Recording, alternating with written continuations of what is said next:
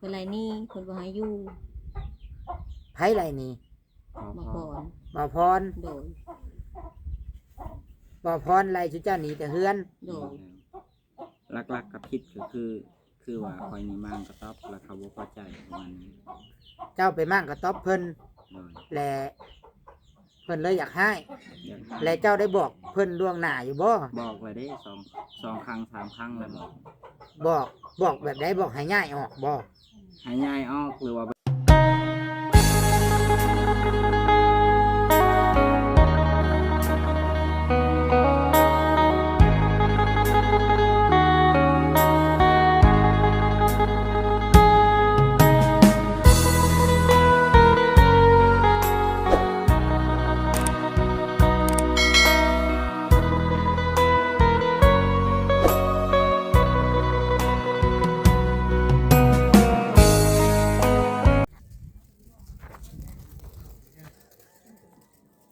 กับทักทายสบายดีเด้อพี่น้องเบิดสุขุสุคนบ่พี่น้องอยู่ฝั่งไทย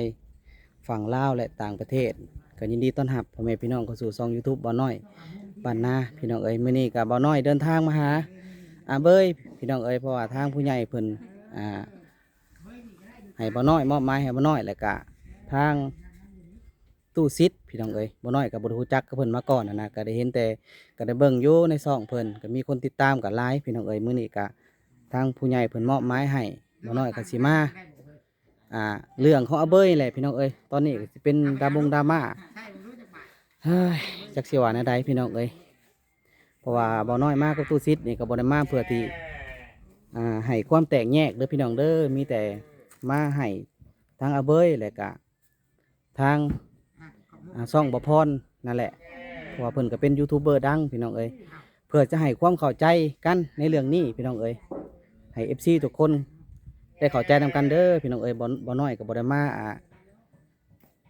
มาหาสองหาแสงอีหยังเพราะว่าบ่น้อยก็ได้ซอยเพิ่นในมือนั้นนะเบยโทรมาหาบ่น้อยพี่น้องเอ้ยบ่น้อยก็เลยต้องได้มามื้อนี้เพราะว่าทางผู้ใหญ่ใจดีที่สร้างบ้านให้เบยนี่แหละเพิ่นก็ได้โทรมาหาบ่น้อยเอ้าพี่น้องเอ้ยบ่น้อยก็สิได้ไปหาเบยก่อนตอนนี้โอเคพี่น้องเอ้ยเปิดภาพมาตอนนี้ก็อยู่เฮือนของป่าวอนพี่น้องเอ้ยนี่แหละนี่โอ้บายดีตัวซิดนี่โอ้บ่น้อยก็เห็นตัวจริงไปแล้วพี่น้องเอ้ยรอธรรมดาคนธรรมดารอพี่น้องเอ้ยเอ้าโอเคพี่น้องเอ้ยสิมาถามเรื่องเล่าของอาเบยก่อนเป็นมาจังใดให้พี่น้องพ่อแม่ FC ทุกคนนะครับฟังนำกันพี่น้องเอ้ยแต่ว่าได้เบิ่งคลิปเล่านี่คลิปได้เห็นคลิปได้เห็นบ่แสนบ่แสนเจ้าฮู้จักเนาะเห็นบ่แสนแล้วก็หลายๆคนที่ฮู้จักเราอีหลีก็คือเราไปนอนอยู่ต้นไม้เนาะบ่น้อยโดยบ่น้อยหาตังค์บ่ได้ได้มาหามาก็คืออันฮู้จักคือเจ้าไปนอนอยู่กกไม้ไปนอนอีหลีบ่อันนั้นล่ะอลีนะไปนอนห่วยไปนอนแบบใดวะพี่น้องเฮิงเติบบ่ไปนอนอยู่หั่นไปนอนอยู่กกไม้นะแล้วไผเป็นคนไปเห็นบัดบ่มีใครเอาไปหาเขาเองเจ้าได้ออกไปหายูทูบเบอร์เองออกไปหาไผออกไปหาเขาบ่ล่ะเอาออกไปให้เพิ่นถ่ายแต่เพิ่นก็มาถ่ายอยู่กกไม้บ่ได้ว่าจัดฉากหรือว่าตัวอย่างที่ตอนนั้นอันพ่อแม่เขาได้อยู่ใช้สละตอนเอ้าคือว่าบ่ฮู้บ่น้อยพ่อแม่เพิ่นอยู่ใช้ซะเจ้าก็บ่เจ้าพ่อสิฮู้อยู่บ่ปัจจุบันบ่ฮู้เรื่องเล่ากันตัวนี้ก็ได้คือกันก็คือเจ้าก็ปล่อยกันฮู้แต่ว่าปุ๊บมานี่แม่นก็บ่ได้ฮู้เรื่องเล่าน้องพ่อแม่เจ้าอยู่ไสปัจจุบันพ่อแม่ก็อยู่ไทยอยู่ไทยบ่บางคนคือว่าอยู่ตะแคอยู่ไสโทรมาบอกตอนนี้อยู่ไทยติดต่อเพิ่นได้อยู่บ่มีแต่เอื้อยเจ้าน่ะบ่สบายเดี๋ยวนี้นะติดต่อพ่อแม่ก็บ่ได้และใบตะดิน กับเอกสารมันยังต่างๆนี่พอที่ตุชิดหูข่าวข้อมูลเนี่ยนี่แม่นอยู่น้ำแม่น้ำพ่อบ่ โดย มันสิยากตรงนี้ได้แบบนี้นะ มีอยู่ใบแบบว่าทางผู้เจ้าผู้ขายดินทางก็มันสิมีใบหนึง มันสิมีใบสำรองน้ำเพิ่น โดย แล้วก็อันสิมีน้ำพ่อบ้านพร้อมอยู่มันสิมีสาม ถ้า ใบ เป็น นะ เสียก็ไปเอาน้ำเพิ่นก็ได้ เขาเอิ้นว่าห้างมันเขาเอิ้นน่ะห้างที่ว่าเขาก็ปี้ไว้ แม่นๆตรงนี้ จำห้อง เอาเข้าเรื่องเด้อพี่น้องบัดนี้เข้าประเด็นเลยเนาะชื่อที่ดินกับชื่อเฮือนนี่กรรมสิทธิ์นี่หลังจากที่ว่าอีหยังแล้วเบิ่นี่เป็นของเจ้าบ่ชื่อนะ โดย 100%เจ้าก็ได้เซ็นเอาข้างในบ่ โดย เจ้าเห็นอะไรแปะโป้เอาบ่ โดย ไผเป็นพยานในการถ่ายคลิปมันหยังได้ก็มอบให้ตอนนั้น บ่พรบ่ลา บ่าวพรบ่าวละ2 คน มีในบ้านจักคน ในบ้านก็มีอยู่2คน3คน ในบ้าน2 คน3 คน แล้วก็ตอนเฮาต้องชื่อดินก่อนมันบ่จังเฮ็ดเฮือนเนาะ และตอนชื่อดินเด้ ก่อนแล้ว ปัญหาใดพี่น้องข่อยสิเว้าเด้อข่อยโทรหาหมู่ข่อยที่เพิ่นเป็นเจ้าหน้าที่เกี่ยวกับตัวนี้แล้วมื้อเช้านี่ถ้าว่ากรณีที่ดินนี่มันเป็นเฮือนนี่มันเป็นชื่อเจ้าอยู่ โดย แต่ดินมันบ่แม่นชื่อเจ้านี่เจ้าได้มางเฮือนนี่ได แม่นแหละ ว่าง่ายๆโลดเพิ่นให้ทุบอีกทำมาเฮือนดินกันแบบนั้นได้บ่ล่ะเอ้ยแต่บ่น้อยเนาะแบบนั้นได้บ่น้อยเอ้ยขอโทษครับ นั่นแหละ คือว่าต้องไปเบิ่งอีกว่าใบตะดินเฮือนใบตะดินที่ดินเด้บัดนี่มันเป็นชื่อเจ้าบ่ โดย แต่ทำอิฐกะให้พาไปซื้อ ก็เขาบ่ลาบ่พร เบาล่าเบาพรนี่เป็นตัวรักเลยตอนน่ะ โดย เป็นรักเลย เขา ที่ เป็นพยานให้ และเขาเป็นพยานผู้ซื้อ โดย พ่อแม่ได้ไปนํอยู่บ่ บ่ นอกจากเจ้าและมีญาติพี่น้องผู้ใดบ่ได้ไปนํ บ่มีชื่อก็ชื่อบ่แม่นชื่อดินคนอื่นนั่นดินลุงเจ้าของ ซื้อดินลุงเจ้าของ โดย มีใบตะดินขอบท้องข้างในบ่ นี่แหละ มีข้างในเนาะ โดย เพราะว่าเขตนอกนี่เด้อถ้าข่อยได้ถามมื้อเช้านี่บ่น้อย ถ้าเขตออกนอกแต่จุดชุมออกไปนะปัจจุบันนี่มันยังเจริญโบราณนะมันจะมีดินเขาเอิ้นว่าดินรวงดินลัดแน่ดินที่เพิ่นแบ่งปันให้ประชาชนเนาะค่อยๆยับออกนะมันยังบ่มีใบขอบท้องแหละเพิ่นเอิ้นว่าแบ่งปัน โดย ถึงว่าเฮาชื่ออยู่แต่เพิ่นสิประกอบชื่อสมมุติว่าชื่อเท่าเอาเบยเด้อชื่อเท่าน้อยชื่อเท่าชิดแต่เพิ่นเขียนซะว่าเป็นดินแบ่งปันก็คือว่ายังบ่มีใบขอบท้อง แต่ว่าเฮาเอาตัวนั้นไว้เพื่อเจริญเมื่อหน้าแล้วเฮาก็ไปเฮ็ดใบขอบท้องแบบนั้นก็ได้ แต่ว่าถ้าว่าเป็นใบขอบท้องถ้าเอาเบยเว้ามานี่ยิ่งดีเนาะถ้ามันเป็นชื่อลาวได้อันนี้ที่จุดประสงค์ที่ข่อยมานี่พี่น้องเนาะจุดประสงค์เดียวก็คือว่าให้เรากลับมาอยู่เฮือนเราเจ้าเห็นข้างแน่ชื่อเจ้าข้างแน่ โดย บ่าวพรกับบ่าวหละเป็นพยาน ผู้ซื้อ โดย แล้วก็ต้องมีพ่อบ้านเนาะบ่น้อยเนาะ แม่น แล้วก็พยานผู้ขายนี่ก็ต้อง3 คนคือกัน ๆโดย เท่ากอเจ้าของดินนางคอนี่เป็นคนเส้นขายน้ำกันบ่มีสิทธิ์ต้องถามเอาคืนได้เพิ่นสิเขียนไปนี่ในใบที่ดิน แต่ละใบที่เฮาได้ซื้อขายกันเนาะ โดย แต่ใบนี่อยู่น้ำพ่อน้ำแม่เบิด แม่จะไปพนมครัวก็อยู่น้ำเขามา สำโนครัวก็อยู่น้ำพ่อน้ำแม่ โดย บ่ฮู้ว่าพ่อแม่อยู่ไสเด้เพิ่นอยู่ไสซะตะกี้ตอนซื้อดินเฮ็ดเรือน ตอนเฮ็ดเฮือนนะเพิ่นก็มาที่อยู่มาแล้วเพิ่นก็กลับเมื่อย มาพี่หรือเมื่อจะหาเจ้าอยู่เฮือนพุ่นบ่ โดย เฮือนอันที่เพิ่นสร้างให้นะบ่ โดย แล้วเพิ่นมาอยู่นํแต่คือว่ามีฮอดรถไถบ่เพิ่นซื้อให้ มี รถไถได้อยู่ใช้ปัจจุบัน ไทยแม่เอามือ เอาให้อีเมลเอาเมื่อ โดย แล้วอีเมลเอาเมื่อใช้ว่าบ่ฮู้เฮือนเรา ตะแคกเลย อันนี้ ก็ตาแขกเนาะเพราะว่าข้อมูลนี่ผู้ใหญ่ก็ส่งบอกให้เบิดอยู่ว่าก็เหตุการณ์บ้านไต่ตองมาอยู่พี่น้องเนาะเราเอาเมื่อตาแขกเนาะรถไถเจ้าให้เอาเมื่อเนาะ โดย ติดต่อบ่ได้บ่ทางตาแขก ติดต่อบ่ได้ เพื่อนชาญทางนั้น บ่มีเบอร์เขา ให้เขาฝากเอกสารมาให้มันจึงง่าย โดย เลยไปหาในบ้าน เจ้าจือเบัตตี้ของจักเบัตตี้ในบ้านที่ซื้อดินกับเพิ่นมอบเฮือนมอบอย่างให้ตอนเช่นน่ะจื้อเพิ่นอยู่ที่ ชื่อ คันว่าให้พาไปหาหั่นนะ เนาะ เพราะว่า เจ้าสิพิษกันไปพิษกันมาแบบว่าบ่จบจักเทื่อบ่ได้ล้มกันนี่มันสิบ่จบว่าง่ายๆซะ โดย มันบ่จบจักเทื่อมันเลยคือเว้าใส่กันไปเว้าใส่กันมาแหละมัน อยากเคลียร์มันจบที่ข่อยมาผู้ใหญ่ให้มานี่อ่าแม่ฮักถ้าว่าคนเดียวกันบ่จักเพิ่นโทรหาเจ้าอยู่บ่ โดย เพิ่นบอกบ่ว่าข่อยสิมา บอกนั่นแหละ เพิ่นเป็นห่วงเนาะแต่เพิ่นก็บอกมาน้อยแน่พี่น้องเอ้ยเนาะแต่อ้ายสิเว้าแบบนี้เนาะบ่แม่นว่าต่างบอกสอนน้องเพิ่นเนาะหากครั้งแรกที่มาเห็นพี่น้องอ้ายบ่ฮู้ดอกว่าอดีตเจ้าเป็นจังไดดีหรือชั่วอ้ายบ่ฮู้จักเพราะว่าอ้ายก็หากก็เห็นกับเจ้า แต่ปัจจุบันนี้กับเจ้าเป็นจังไดอ้ายก็บ่ฮู้เนาะอนาคตก็อ้ายก็บ่ฮู้แต่ว่าสิ่งที่อ้ายฮู้ก็คือแล้วก็อ้ายอยากฮู้มีอย่างเดียวเรื่องเฮือนเจ้ากับดินเจ้าแล้วก็อ้ายก็สิซอยเจ้าอยากไปอยู่คืนแม่นบ่ โดย แล้วก็สิซอยอยากไปอยู่คืนถ้ามันเป็นของเจ้าเบิดทุกอย่างไดมีชื่อเจ้าเบิดทุกอย่างเนาะ โดย แล้ววันนี้ในตอนในเขียนน่ะเพิ่นเขียนอยู่บ่ว่ายันว่าเขียนหมายเหตุใช่ว่าถ้าว่าท้าวอาเบยเป็นคนบ่ดีและเพิ่นสิเอาคืนแล้วบ่ให้เพิ่นเขียนไว้บ่ เขียนไว้ไหม เพิ่นเขียนไว้แบบนั้นบ่เพิ่นเขียนไว้แบบนั้นไหนเพิ่นมีในหมายเหตุไว้เนาะให้เป็นคนเขียนเป็นคนเว้า มีแต่เขาลุ่มและลุ่มแล้วเขาบอกก่อนไปอย่างนั้น เขาว่าพรบ่ล่ะ โดย เขียนว่าเจ้าเป็นคนบ่ดีแล้วเพิ่นสิเอาคืน จักน้ำเขาแหละน่าจะบริเขียนแล้วมั้งเลยมีแต่จดใส่ซื้อคนแล้วก็แล้วบ่ได้ว่าหยัง มีแต่ใช้ชื่อเจ้าเนาะ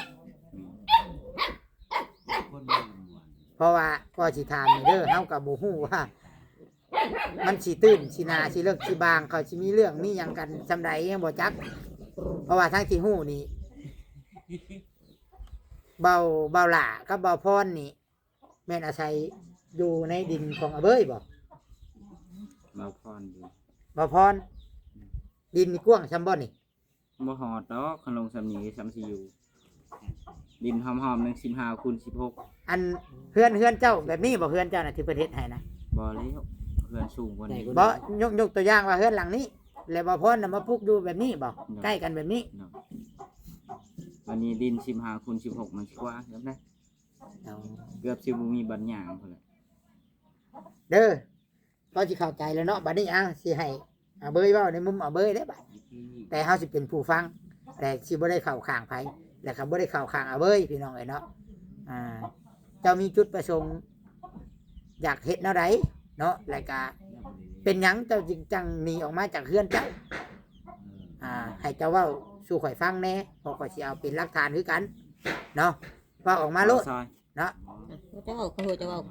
นะเพิ่น พร้อ ว่าม กันว่าวหั่นแหละ อยากให้เมียเว้าก็เว้าแล้วแต่สองคนอยู่เจ้า เอานำกันแหละสองคน พอมีโอกาสให้เว้าพอมีโอกาสให้เว้าโลด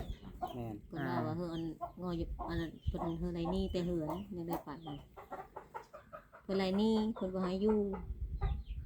ไผไรนี่ มาก่อน บ่พร โดย บ่พรไรจุเจ้าหนีแต่เฮือน โดย หลักๆกับพิษก็คือว่าคอยนี่มั่งกระต๊อบแล้วเขาบ่พอใจประมาณนี้ เจ้าไปมั่งกับต๊อบเพิ่น โดย และเพิ่นเลยอยากให้ อยากให้ และเจ้าได้บอกเพิ่นล่วงหน้าอยู่บ่ บอกเลยเด้สองครั้ง3 ครั้งแล้วบอกแบบใดบอกให้ง่ายออกบ่ ให้ย้ายออกหรือว่าบ่อยากย้ายออกก็ได้คอยสิมางแล้วเจ้าขึ้นไปอยู่เทิงไปบอกนะเจ้าขึ้นไปนอนสันเทิงพุ่น นอนอยู่เทึงเฮือนกับเจ้า คอยนอนอยู่ลุ่มเรานอนอยู่เทิงหรือว่าเราสินอนอยู่ลุ่มคอยสินอนอยู่เทิงกัน มันเป็นเฮือนสองชั้นบ่ แม่น เฮือนเจ้าน่ะเฮือนก่อบ่ เพิ่นก็ โอ้ เพิ่นก็บ่น้อยไปเห็นตอนนั้น คือเจ้านี่อยากให้นอนอยู่เฮือนหลังเดียวกัน หลังเดียวกันบ่อยากให้แยกนะ แต่ว่าเพราะว่ามันเป็นกระต๊อบแล้วมันแคบแล้วมัน พื้น ห้อ ที่ ม มันแคบมันยางไปยางมากัน ทาง ยาก ไปย่างก็บ่มี โดย ก็เลยเขาบ่พอใจเลยนี่แหละเขาจังแบบว่าเขาไล่ห่อๆออกไป แล้วบ่พรแล้วบ่อยากขึ้นไปอยู่ นี่ แต่ อยา จะ กอยู่เป็นสิทธิ์ตัวเองคอยเลยว่าคอยบ่ให้อยู่คันว่ามันเป็นอย่างนั้นเพราะว่าบ่อยากขึ้นไปอยู่ในเทิงมันมีแต่ย้ายไปอยู่บ้านอื่น เจ้าแหละเว่าในนั้น ยังบ่ได้เว่าหาก็เว่าอันนี้แหละ แต่ว่าในการสิมากนี่เจ้าบอกเราหลายเทื่อแล้ว บอกแล้วเด้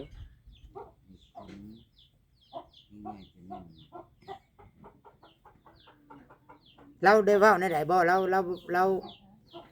บ่ได้เว้าบ่ว่ามั่งโลดหรือว่าในใดเราเฮ็ดเชยอยู่บ่ เชื่ออยู่แบบบ่พังแบบบ่เว้าบ่ปากหยังเลยบ่จาบ่ปากหยังเลย แล้วกับประเด็นตัวนี้ที่ให้พิษกันแห้ง คิดกันแห้งเท่ากับชูมือถึงขั้นไล่กันออกจากเขื่อนมันแบบว่ามันผิดย้อนหยังนะแต่ว่าถ้าว่าผิดก็บ่ได้ลายปานใด อืม คันไล่ออกซื่อๆข่อยก็น่าสิบ่ออกแล้วนี่แบบว่าเราคูแน่ก่อนจะสิออก คู่แบบได้นะ คูก็แบบว่าจนถึงขั้นคอขาดบาดตายนั่นแหละก่อนจะสิออก ก็เลยญาติ ย่าน เมียกั คั น นว่าคู อยู่น้ำบ่ ซื่อๆก็สิบ่ย่าน กั นะ นนั่นแหละ อันนี้ก็ตะแกนได้ตีพร้อมก่อนสิย่านได้จับกำคอพร้อมเราคอยก็เลยย่านเราคูเราว่าทำออกซื้อตายนี่เราก็ออกไปเพราะว่าคูอยู่ว่าเขาบ่ได้ผิดแต่ก็ผิดบ่ผิดก็ต้องคอยเว้ากันคน เด้อพี่น้องอันนี้เฮากะพังในมุมของอาเบยเนาะคือว่าเฮากับบ่ฮู้เฮาบ่ได้อยู่ในเหตุการณ์เนาะแต่ว่าเราเว้าในมุมของเราและตอนนั้นก็ตอนที่ว่ามันเกิดเรื่องที่เจ้าเล่ามานี่เจ้าบ่ได้ไปหาในบ้านหรือว่าการจะตั้งมายังเพิ่นบ่ซะ วุ่นวายนะตอนประมาณตีหนึ่งประมาณ1 โมงแล้วก็1 โมงกลางคืนคอยก็บ่จักสิไปหาไผ ช่วงดึก แม่นบัดตื่นเช้ามาเขาก็ไปก่อนรถไปหาผู้บ้านก็ไปหายกใส่ก่อนแล้วว่าคอยเฮ็ดผิดจังซั่นจังซี่เราค่อยสิไปแก้โตแบบได้บัดแล้วหลังจากนั้นเฮาก็บ่ได้ไปหาผู้บ้านเฮาก็อยู่เพราะว่าเขาไปแล้วเด้อยู่แล้วเขาว่าสู้ออกรถจังนี้มาเก็บเอาเครื่องของสู้ตัวนี้ ให้บอก บ่พร้อมบ่มีสิทธิ์อยู่แล้วสิเจ้าอยู่นี่เฮาสิเอาคืนเฮือนเฮาก็กลับไปเอาสิว่าจังได๋กลับไปเอาเครื่องของเก็บเครื่องของแล้วก็ออกไป เจ้าก็บ่ได้ว่าไปหาในบ้านก่อนบ่บ่ได้ไปปรึกษาเพิ่นก่อนบ่กันจะตั้ง บ่แล้ว บ้านเมือง ยังบ่จักแนวสิไปหั่นน่ะแม้แต่เงินในโทรศัพท์ก็บ่มีจักจะสิโทรหาไผ เงิน500ก็บ่ติดเทอ ก็อดข้าวอดน้ำอยู่ไป มันหลายประเด็นตอนนี้พี่น้องซาเบิ่งคลิปหลายๆคนมาถ่ายนี่มันแล้วก็ทางบ่าวพรก็ออกคลิปมันหลายประเด็นน่ะหลายอันหลายอย่างเนาะแต่ว่าหลักๆคือจุดประสงค์ตัวชิดอยากซอยแค่ให้เราได้กลับมือเฮือนเราหั่นแหละเนาะบัดนี้คือส่วนเว้าเรื่องอาเบยเกือบถึกตีนี่ก็เฮากับบ่ได้อยู่ในเหตุการณ์บัดนี้แล้วก็เว้าเรื่องว่าคือเรื่องเงิน15 ล้านเฮาก็บ่ได้อยู่ในเหตุการณ์คือกันเฮาสิว่าอาเบยเอาก็บ่ได้อีกมันบ่มีไผมีหลักฐานต่างคนก็ต่างเว้าให้กัน ก็เลยว่าเฮาก็จะเป็นคนกลางตามที่ผู้ใหญ่ว่าบัดนี้เจ้าพร้อมบ่สมมุติว่าเอามื้อแหละหาในบ้านแต่ตัวใดบ่คักบ่แน่แหละให้เอิ้นมาเว้ากัน พ่อ มาบอกสอน ได้ยาน ตัวใดที่ว่าขออนุญาตเนาะพี่น้องตัวใดที่ว่าอาเบยผิดอาเบยก็ฮับผิดสิคำว่าเล็กๆน้อยๆแม่นบ่ แม่นแหละ บางทีเฮาลงคำเว้าคำจาบางทีว่าการกระทำบางทีเทื่อว่าเฮาบ่ฮู้บ่จักเฮาเว้าเฮาจาไปด้วยความบ่ได้คิดด้วยความอยากให้ก็เฮาก็ให้อภัยกันซะ แม่น ให้อภัยกันขอโทษขอโพยกันแล้วก็กลับมาใช้ชีวิตอยู่เฮือนอยู่ซ่านเฮา โดย ถ้าว่าเจ้าผิดก็ขอโทษเพิ่น ตัวใดผิด ตัวนี้แม่นต่างคนต่าง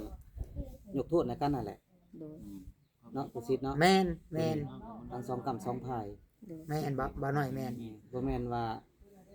อยากให้มา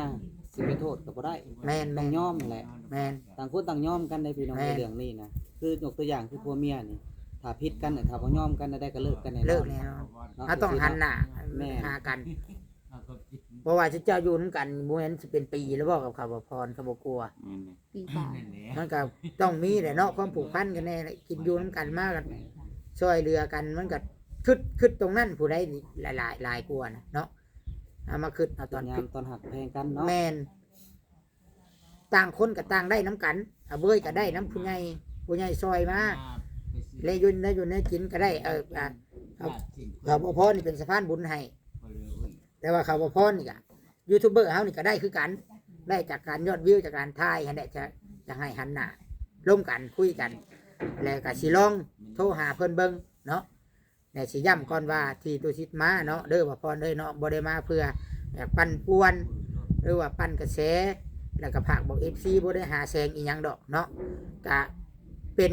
ผู้ใหญ่เนาะแม่ฮักที่ว่าเพิ่นซอยเอาเบอร์นี่เบิด80ปลายล้านเพื่อเพิ่นอยากให้มาไกลเกลี่ยอยากให้เข้าใจกันเพิ่นก็บ่ได้ติได้โทษทางบ่าวพรเพียงแต่ว่าเพิ่นก็อยากให้เฮานี่เป็นหลักให้ในการพาเมื่อหาผู้หลักผู้ใหญ่เจรจากันขันบ้านน้องเบิ่งมันก็มีหลายขั้นตอนอยู่เนาะถ้าขันบ้านเจรจากันบ่ลงโตะมันก็สิได้ไปขันเมืองเด้ถ้าในบ้านสมมุติว่าในบ้านนี่ไกลเกลี่ยบ่แล้วบ่จบบ่ฮู้เรื่องบ่เข้าบ่ออกก็มอบให้เขตเด้เขตเข้ามาเมืองเข้ามามันก็ทำเป็นเรื่องใหญ่ๆไปดี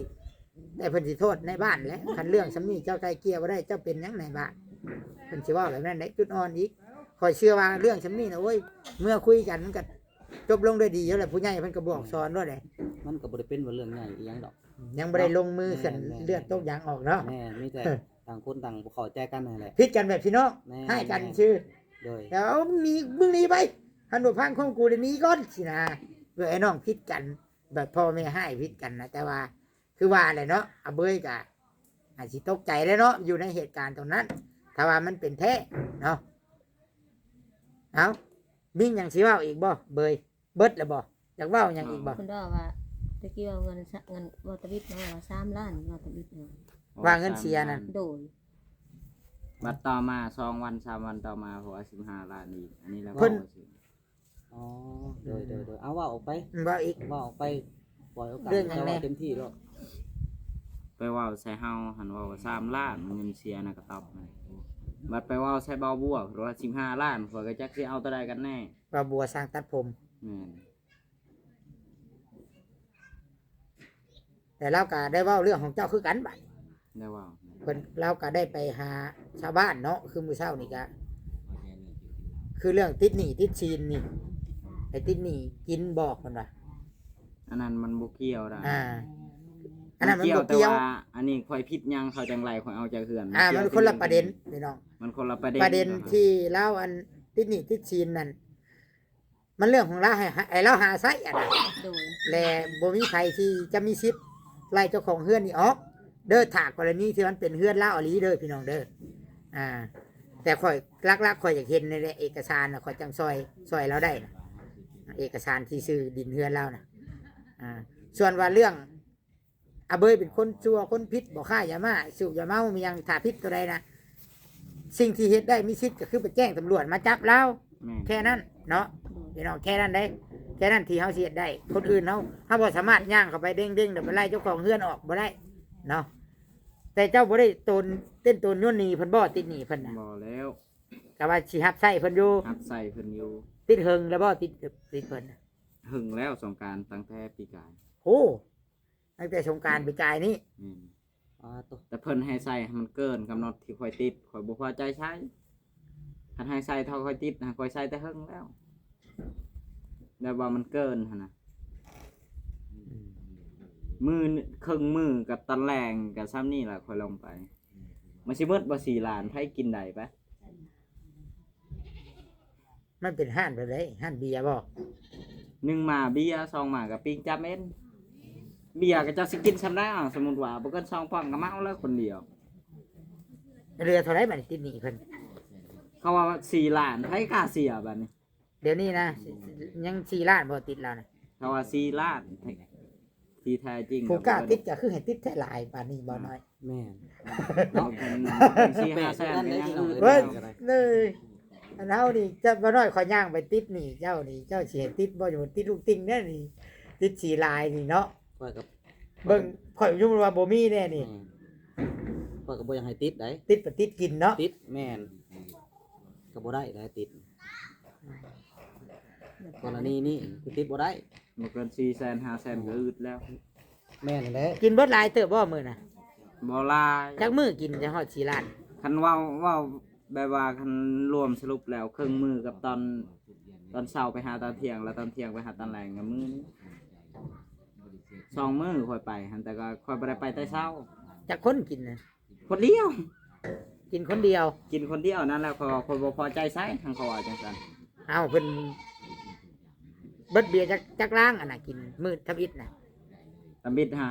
บ่มื้อหาแก๊สนึง บ่เบิดแก๊สหนึง แม่น แก๊สหนึงเท่าไรบ่น้อยเบียร์เอาข้าว 300,000 ไล่ปีกายนี่นะหรือว่าเป็นไล่ปีนี้ก็ได้อะไรไปไล่มันแพงเลยปีนี้แก๊สเท่าไร บ่น้อยครับ 200,000ปลาย น่าจะ200,000ปลายไปแล้ว เกือบฮอด300,000อยู่พี่น้องแก๊สหนึงมื้อที่สองได้อะ มื้อที่สองก็ครึ่งแก๊ส เครื่องแก๊สแล้วก็ของแก้มของหยังอะไรเนาะ ของแก้มของหยังก็เป็นแสนหนึง2แสนยังจะกินปะ3แสนหลายสุดล่ะฮะเพราะว่าค่อยไล่คักๆนี่มันก็ล้านหนึงไปค่อยติดเขาฮะ คิดว่าได้เจ้า คิดว่า เจ้าคิดว่าเนาะเจ้าก็ฮู้จักเงินอยู่ที่ฮู้จักราคาเครื่ จั อง ก ขอ อง ยู่แล้ว น่าสิบ่ฮอดที่4ล้านเนาะหรือว่าได้ เพราะว่า4ล้านยังให้ค่อยเชียร์4ล้าน สูงสุด2ล้านว่าฉันๆเนาะประมาณนั้นเนาะ แม่นกัน3,000ค่อยเชียร์แล้วค่อยก็บ่ย่านเนาะ เทสิฮับไส้เพิ่นอยู่บ่ได้เดี๋ยวนี้นะ หับไส้ ฮับไส้ เรื่องใส่ไส้แต่มันเฮิงกว่าก็พังเบิ่งว่าเจ้ายังสิหลุดบ่หลุดก็แล้วแต่เพราะว่าจะเอา4ล้านคือเก่าเขาบ่ใส่ เอา พอบริติดทั้งคันนั่นเขาสิเอาเปรียบเฮาเกินเห็นว่าเฮาน้อยเฮาก็พูดแล้ว อันนี้เรื่อง ส่วนตัวของเรา ตัวของเราพี่น้องเอ้ย บ่เกี่ยว บ่เกี่ยวกันกับเรื่องนี้ บ่เกี่ยวกับเฮาสิมาซอยดอกเฮาถามซื่อเห็น ถามซื่อๆ เห็นเพิ่นเอาคลิปลงก็เลยลองถามเพิ่นเรื่องของเพิ่นอันน่ะเนาะ แม่น สิใช่บ่ใช่ก็เพิ่นบ่ใช่ก็ทั้งนั้นเอาตำรวจมาจับก็เรื่องของเราดอก แล้ว บ่เกี่ยวกันอัน แล้ นั้น วแต่ เอาแล้วแต่ว่าส่วนที่เฮาอยากซอยก็คือสิทธิ์ตัวที่มันเป็นของเรานี่แหละอยากให้เราได้คืนสำนักเบิดแล้วบ่ หมดแล้ว สำนี้เนาะบ่ลองโทรหากันเบิ่งโทรหา โทร บ่ หา ก่อน เพราะบ่ได้มีเบอร์บ่ได้มีเฟซเขาหยัง เราโทรหาเราว่าได้อ้ายสิไกลเกลี่ยกัน มี ได้ แต่เผชิญหน้ากันพุ่นแหล้วจะสิ ได้ก็ได้แต่เบอร์เขาผู้อยู่ใกล้นั่นแหละ เรื่อง จะ มั ก็ น สิว่า ก็บ่ถึงขั้นให้แห้งนะถ้าเบิ่งเนาะตุสิทธิ์เนาะ ยังบ่ได้ถึงขั้น แม่ ตีรันฟันแทงกันเนาะผิดเพียงคำเว้ากันซื่อ เข้าใจกันซื่อๆต่างฝ่ายต่าง แม่นผู้นี้บ่ผู้ที่ให้เจ้ามา ไผอ๋อ แม่นดิ ผู้เดียวกันนี่แหละ เดียว ผู้เดียวกันก็ไม่ฮักกันแหละแม่ผู้นี้ก็บอกว่าบ่ให้เสียให้มันหลายปานนั้นแหละ มีแต่ส่งท้ายซะเนาะเอามีแต่สิเบิ่งมือเบิ่งอันนั้นมันแหละกะสิประสานงานหาทางพุทธเบอร์พ่อบ้านมีอยู่บ่ อืม จะมีบ่ มีอยู่ตอนนั้นไปเล่นเฮ็ดเอกสารสบายจดไว้อยู่เบอร์บ่บา พ่อบ้านที่ดินกับเพื่อนเราอยู่หั่นใด แม่นแล้วแม่นแล้ว บ้านเดียวกันบ่ แม่นแล้ว เห็นบ่ เพราะว่าตาอยู่นํในบ้านผู้นั้นน่ะก็สิเป็นผู้เดียวกันติ ใครอยู่ยันว่าที่ช่างแล้วค่อยฟังจากข้อมูลคือว่ามีอันพ่อแม่อยู่นี่บ่ช่าง จ้า อัน เรียบ โดย ตา มีเบอร์เพิ่นอยู่ ใครอยู่ เก็บไว้อยู่กับเสาเหล็ก ได้ ไว้ สิ มื้อนั้นแหละ สิโทรเนาะสิโทรหาเลยกะนัดแล้วก็สิโทรหาบ่พรหรือว่าถ้าหากว่าบ่พรแล้วบ่สะดวกกะมีแต่สิพาน้องอาเบยนี่แหละเมื่อเฮือนเมื่อซ่านแล้วแล้วก็พาไปหาในบ้านแล้วก็เฮ็ดบทบันทึกแล้วก็เกี่ยวกับเรื่องเฮือนเรื่องหยังแค่นั้นส่วนเรื่องอื่นเรื่องอาเบยเป็นจังใดเฮาก็บ่จักก็มอบให้ทางบ้านเพิ่นอ่ะนะเด้อมีแต่ภาคอาเบยแค่ว่า มีแต่คือเห็นคุณงามคือเห็นความดีที่แม่เป็นห่วงอะไรแม่ฮักเพิ่นเป็นห่วง เป็นยายเนี่ยแหละสิเฮ็ดหยังกระทำหยังกะให้คืออีทนเพิ่นหาเงินส่งมาเพิ่นซอยเฮากะ เพื่ออยากให้เห็นเจ้าอยู่สนุกสบายหรือว่า อยู่คือบ้านคือเมืองอยากให้เจ้ามีความสุขแล้วก็ให้เจ้าเป็นคนดีนั่นแหละเบยแต่ว่าอยู่กับบริเฮ็ดหยังพากันจุดทาน อ๋ออยู่พุ่นพากันจุดทานบ่ โดยจุดทานในชวน โอ้กระดุมันอยู่ได้เนาะตุสิทธิ์เนาะ ดุแลเนาะ เป็นอะไรทานทั้งหมดขายดีอยู่บ่ราคา ดี ดีอยู่เนาะ บ่ได้ให้ไผ เมื่อคืนนี่แหละผมได้ยินเมื่อยแห้งอะไรมื้อเว้นนี่ก็นอนมึนมือเลยย่างบ่ได้ไปบ่เป็นบัด ก็ดีแล้ว จักเขาเฮ็ดอีหยังแหละอยู่เฮือนผู้บ่จักยันเขาเฮ็ดบลึงคึมค่ำอยู่เฮือนนั่น อยู่ไส อยู่เฮือนคอยอยู่บ้าน เจ้าคิดว่าได แม่นแหละเพราะว่ามันตองนะก็โตคอยไปว่าเมื่อยลง มีแต่จะขึ้นลายอันแหละสำคัญจะขึ้นลายมันให้ไปตัวที่เนาะ มีหยังจะเพิ่มอีกบ่บ่น้อยคำเลยเนาะเฮาก็สิแยกง่ายแล้วบัด มีแต่ก็มีเวียกอยู่คันว่าเจ้าบ่มีเงินกลับเด้ออันนี้เนาะประเด็นพี่น้อง โดย อันคือทางอาเบยเนาะเพิ่นก็โทรหาบ่น้อยว่าอยากหาเงินกลับบ้าน แม่นแหละแต่เฮ็ดนักบ่ได้แหละ เฮ็ดนักบ่ได้ เห็นเมื่อยลงแหละ แต่ค่อยสิให้เจ้าเอาไปจกทานให้บ่น้อย ได้อยู่ อืม อืม เป็นมื้อวันจันทร์เด้อ โดย พอได้เงินได้คำเมื่อตัวนี้ถ้าบ่น้อยเซาแหล่ก็สิให้ เจ้า เจ้าก็ สิ ได้ มี อยู่ กำไรอยู่บ่ ฮะ กำไรเจ้าเบิดแล้ว บ่คันให้เรา ช่วยกัน ช่วยกัน ช่วย ต่างซอยเจ้าคันสิให้เจ้าก็ได้อยู่แต่ว่าค่อยเสียเจ้าเฮ็ด อยากให้ช่วยเฮานํเนาะอยากเบิ่งความ แม่ ขยันความดูมัน ขยันของเราแล้วก็สิบอกสอนเราเพื่อสิได้เงินได้คำหาได้นะเด้ออาเบย โดย เพื่อจะได้เงินแต่ละบาทนะ ตามนั้นเนาะ คุณค่าของเงิน ประมาณมื้อวันจันท ชื่อ ร์ ลาวอยู่บ่อ้ายยัง บ่น้อย เป็นครั้งที่สองเด้พอเรา อืม ครั้งที่หนึ่งก็คือขึ้นไปอันเฮ็ดเอกสารเนาะ โดย จำได้อยู่ สามที่ครั้งที่สาม หึ เจ้าไปหับเอาละมาเด้ แม่น ครั้ง แม่น สองอันนี้ครั้งสาม แม่นครั้งสาม หากนมาหาบ่ตั้งแต่มือโทรหาข่อย หาก็มาหาอีก เอาเห็นเอามีแต่ยูทูบเบอร์ทั้งอื่นเข้ามาเนาะ แม่นบ่น้อยก็เฮ็ดเวียกพี่น้องเอ้ย อืม ธุรกิจส่วนตัว มื้อนี้มีคนมาหาบ่มื้อนี้มาแล้วบ่ มาเขามาเบิดมื้อ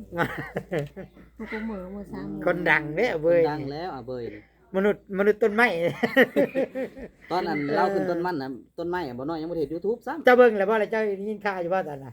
ได้เบิ่งแต่ใน Facebook ตอนนั้น อยู่ Facebook ดังได้เนาะ ได้ เป็น เบิ่ง ล้านได้ยอดวิวน่ะ คนเล่นก็หุ่มไปสั่นบ่น้อยยังบ่ได้เฮ็ดเห็น YouTube ได้พี่น้องเอ้ยหาก็ไปเฮ็ด YouTube ตอน เห็นอยู่ต้นไม้ก็ ตอนสบายนี่ เนื้อหอมได้ตอนน่ะเนาะญาติกันได้ตอนน่ะเนาะ แม่นก็หากับบ่ฮู้ว่าเอาไปเอามาเอาเบยนี่เป็นน้องสบายบัดอ้าวกับสา เกี่ยวพันกัน เกี่ยวพัน ใช้อันสบายแล้วอยู่ใช้สบายนั่น สบายอยู่ซุมบัดรักษาหก ไปแล้ว ไปแล้ว ให้เป็นคนจัดการเจ้าบ่ กับทีมงานเขาพอน้องแพทย์แล้วก็ทางผู้ใหญ่แน่กับบ่ โอ้ น้อยแน่ ที่อันแลนเอกสารน่ะไปเอา แม่น เพราะว่าเขาต้องขึ้นไปเซ็นเดอร์เขตเซ็นพอบ้านไหนแต่จังเอาตัวผู้ป่วยไปอะแม่นบอก แม่น อ่า เปลี่ยนไปพุ่นแหละ แต่กี้นี่ไปก่อนได้ แต่ปัจจุบันเพิ่นบ่เฮ็ดแบบนั้นเพิ่นให้เอาเอกสารไปเพราะ แม่น อืมเนาะตะกี้เนื้อหอมไปใช้กันญาติกันเนาะตะกี้เนาะ ก็ เออ ก็ได้ติดตามเบิ่งอยู่ โอ้ แน่นั่นแหละ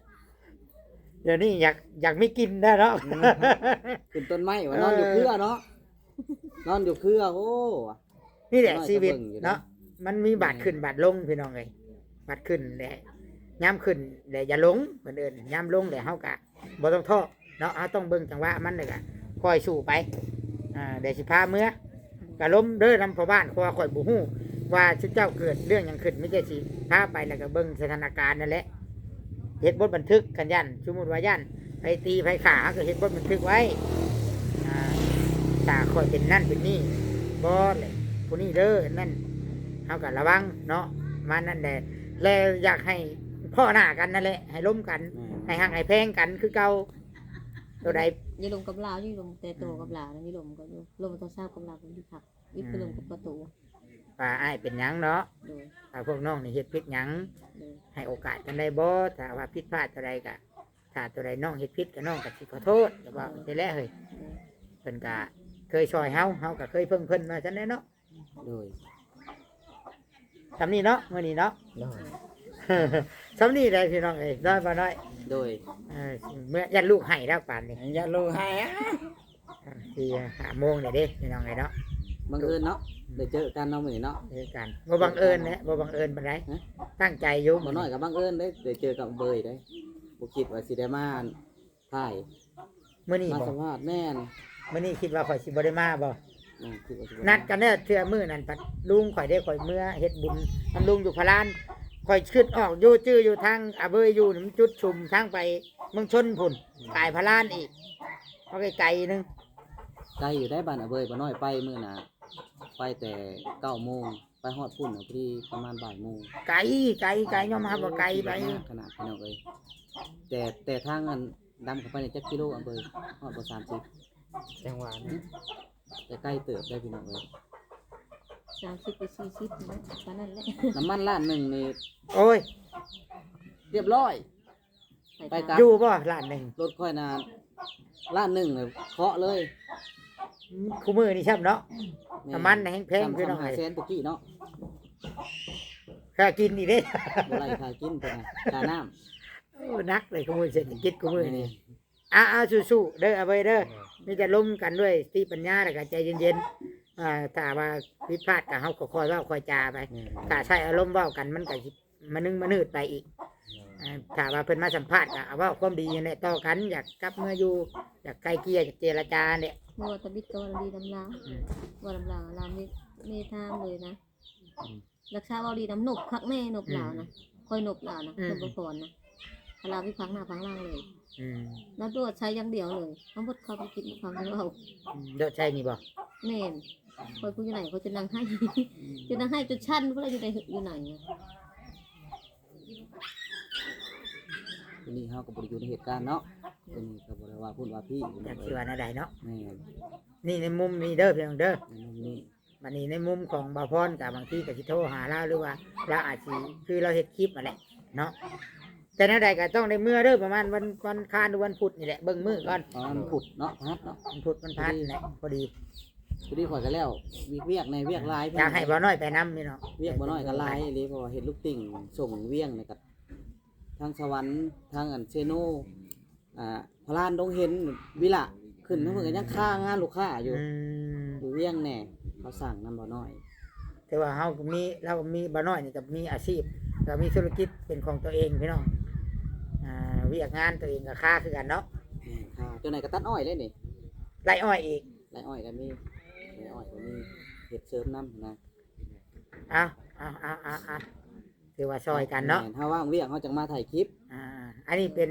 งานอดิเรก งน หรือว่าสิ่งที่เฮามัก ว่าง่ายสิ่งที่เฮามัก สิ่งที่เขามัก มาเพราะความเหมือนม่วนความสื่นกับเสาแหล่ ผมมีความสุข ผ่อนคลายแม่นแม่น แต่ก็อยากซอยเหลือคน แม่นเพราะว่า รัก ลักแล้วเฮาก็เมื่อก่อนเฮาก็ซอยแหละก็ซอยคนอยู่แต่ว่าเฮายังบ่ทันเฮ็ดอยู่ ถ้าอยากได้บุญ แม่น คิดว่าเฮาซอยคนนี่ได้บุญเงินนี่พอได้แล้วเงินนี่พอกุ้มตัวเองอยู่ บ่กลุ่มตัวเองอะนะ อ่า แต่เฮามีเท่าไหร่สำกำลังเฮา แมนคันว่าทายไปคันได้ก็ยิ่งดี ได้ก็ยิ่งดี เออ เฮาจะเอาเงินใน YouTube อันไปซอยแจกให้คนที่ จอยคนอีก แม่นบ่น้อยคือจังซั่นแหละกับเสาแหล่ เลย เดี๋ยวว่าคู่มือนี่ก็พออยู่พอกิน ชมเชยบ่ บ่ ได้ ได้ร่ำบ่ได้รวยพี่น้องเอ้ย คือว่าตะกี้ว่าไปเฮ็ดเรียกสุดท้ายว่าได้ไป เมื่อต้องเมื่ออยู่เพื่อนตัวเองพุ่นแหละ โดย อ่า ว่าจะไปทำเวียกเวียกอันนี้ดิ ประมาณนี้แหละพี่น้องเนาะ ก็บ่มีหยังเลยเนาะ แมนเมื่อ ขอไม่คืน แมนหรือว่าเบ้ยมีหยังอยากฝากถึงผู้รักผู้ใหญ่บ่ บ่มีแล้ว บ่มีบ่ เห็นมีก็เว้าเลยเด้คันมี ย่านว่าอยากฝากถึงเนาะบ่มีกันคันนี้แหละ ป้าลอยบัดนี้ บ่ลอยได้เกือบชั่วโมงหนึงลมกันน้ำมันยาวๆแล้วเด้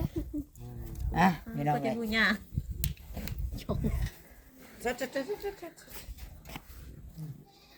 พี่น้องเอ้ยคลิปนี้ก็ยาวพอสมควร เกือบ นี่แห ชั่ ละ วโมง อยากจะกิน 30 กว่านาทีพี่น้องเอ้ยนี่แหละต่อนี่แหละพี่น้องเอ้ยมื้อนี้ก็ได้มากับตู้ซิดทางผู้ใหญ่เพิ่นก็มอบหมายให้กับบ่าวน้อยพี่น้องเอ้ย ก็สิได้ยังเดินทางกับบ่น้อยแหละ บ่าวน้อยก็สิได้กลับเมื่อก่อนพี่น้องเอ้ยก็บ่ได้มื้อนี้ก็ใส่เสื้อแดงคือกันอีกพี่น้องเอ้ยสำนัดกันมาเนาะ บุญสมพงษ์กันเนาะ โดยนี่แหละพี่น้องเอ้ยที่มาที่ไปกับบุมีหยังเด้อพี่น้องเด้อ สบายดีเด้อ FC บ่น้อยเด้อ โดยสบายดี เนาะพี่น้องเอ้ยเนาะก็ขอให้ พี่น้องเอ้ยคลิปนี้กับบุมีหยังเด้อพี่น้องเด้อก็ขอบใจพี่น้องทุกคนผู้ที่เข้ามาเบิ่งซ่องบ่น้อยบ้านนาซาแนลพี่น้องขอให้พ่อแม่พี่น้องทุกคนจงมีสุขภาพเข้มแข็งเด้อร่ำรวยเบิดสุขสุขคนปีใหม่คลิปนี้สบายดี